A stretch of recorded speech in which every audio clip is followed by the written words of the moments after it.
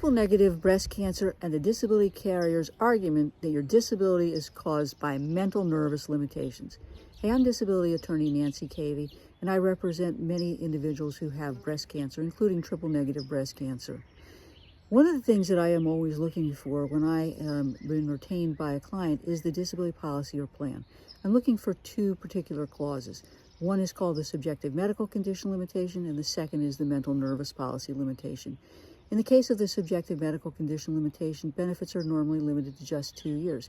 And at that point, the disability carrier is looking to see whether your disability is the result of things like fatigue, cognition issues, lack of attention, problems with fatigue, problems with numbness or tingling, not documented by diagnostic studies. If that's the case, they're going to try to apply that 2-year subjective medical condition limitation.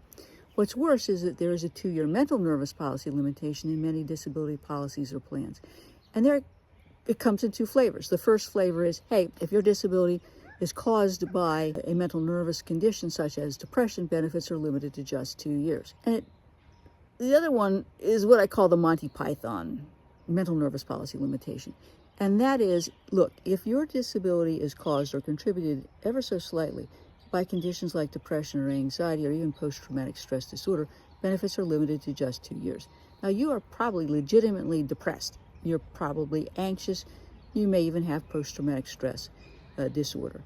What's crucial here is if we have that kind of Monty Python clause, is that your doctor is clearly indicating that your disability is not caused by the depression or the anxiety or the post-traumatic stress disorder, but rather it's caused by the physical manifestations of the breast cancer or the physical residual functional issues caused by tingling, by numbness, by fatigue, by those sorts of common side effects that we will see in these types of cases.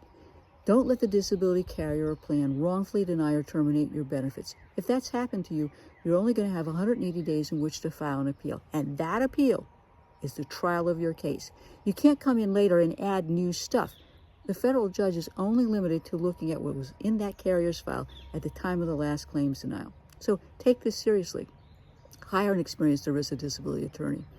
That attorney is going to get a copy of the claims file, review the policy, review your medical records, and put together an appeal letter. Our appeal letters are 25 to 65 pages long, chock full of medical evidence, vocational evidence, statements from you, your family or friends, maybe even video. And it's combined with vocational evidence.